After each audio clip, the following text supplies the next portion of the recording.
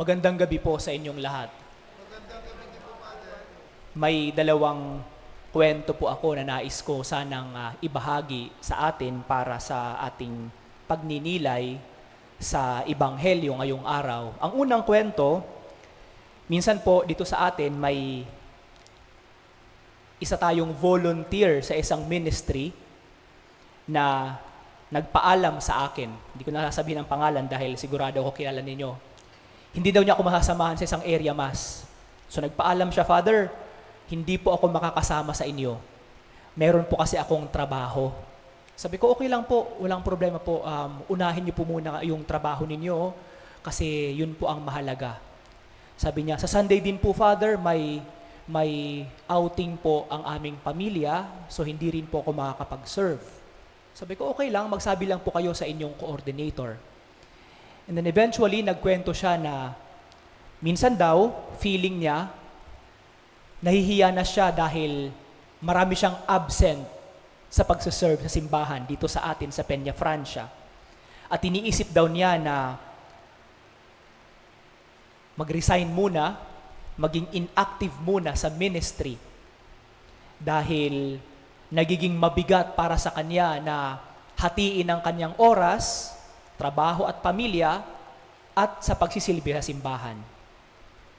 Ang tanong ko sa kanya, feeling niyo po ba nagiging pabigat ang inyong pagsisilbi sa Diyos laban sa gawain sa bahay at sa inyong trabaho?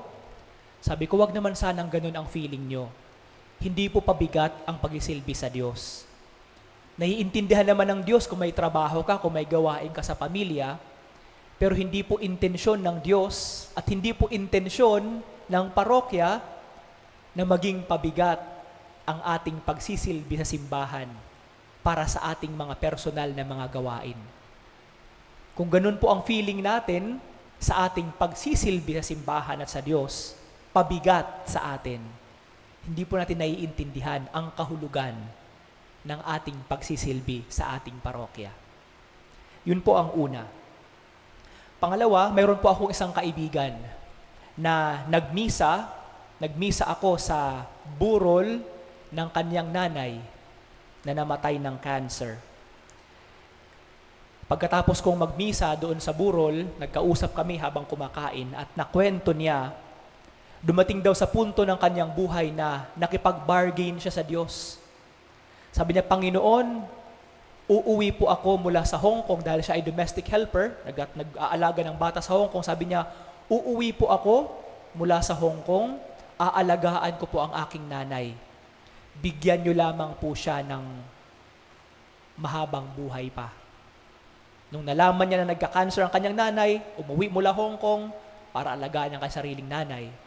Pero sa kasamaang palad, 1 buwan lang mula nung siya ay umuwi, namatay na ang kanyang nanay. Sabi niya, nakaya kong alagaan ng matagal na panahon ang ibang mga tao na hindi ko kaano-ano, hindi man lamang ako binigyan ng Diyos ng pagkakataon na alagaan ng mahabang panahon ang aking nanay.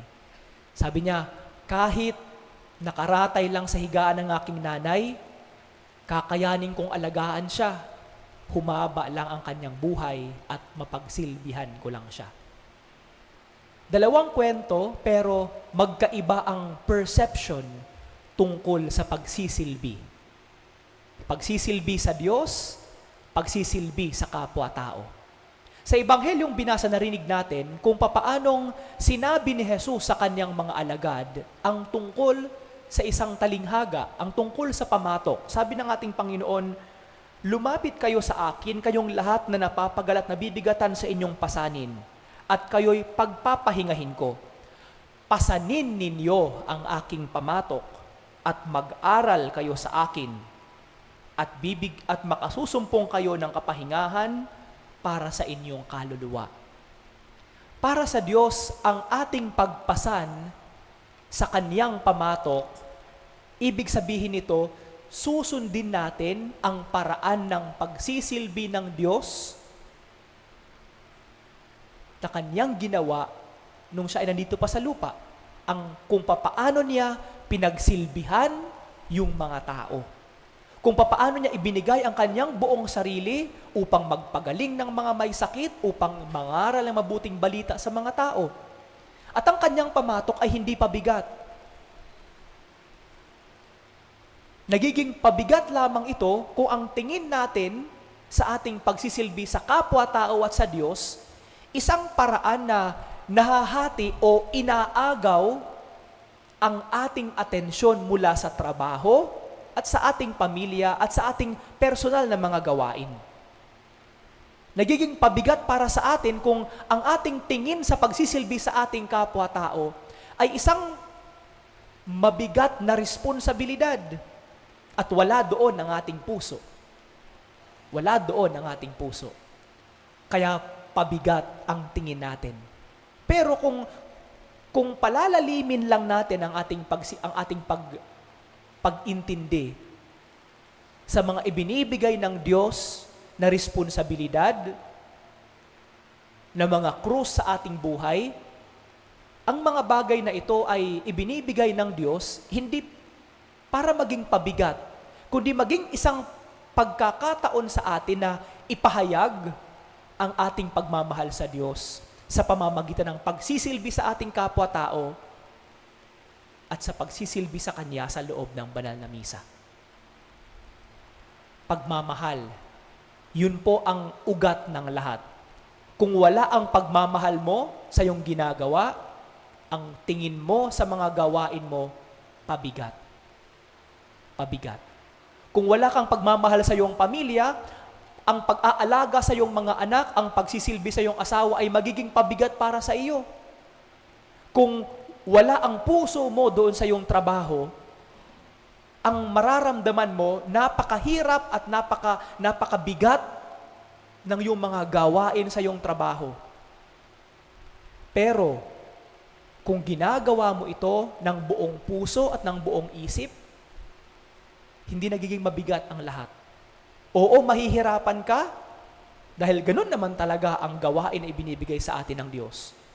Pero ang paghihirap na iyon, nako-compensate ng ating pagtingin na ginagawa ko ito dahil mahal ko ang aking pamilya. Ginagawa ko ito dahil mahal ko ang aking trabaho. Kaya mga kapatid, magandang paalala sa atin ng Ebanghelyo ngayon kung ano ba ang tinatawag sa atin ng Diyos na pagsisilbi sa ating buhay? Anong mga paraan ng pagsisilbi ang dumadaan sa ating buhay bilang mga oportunidad? At para kanino? Para kanino ang mga pagsisilbi na ito na ibinibigay ng Diyos sa atin? Kung alam mo kung para kanino, kung alam mo kung ano ang pagsisilbi na ibinibigay sa iyo ng Diyos, ang pangatlo siguro, ano naman ang pakiramdam mo sa ibinigay ng Diyos na responsibilidad o gawain o trabaho o obligasyon sa iyo? Ito ba ay mabigat sa iyong kalooban?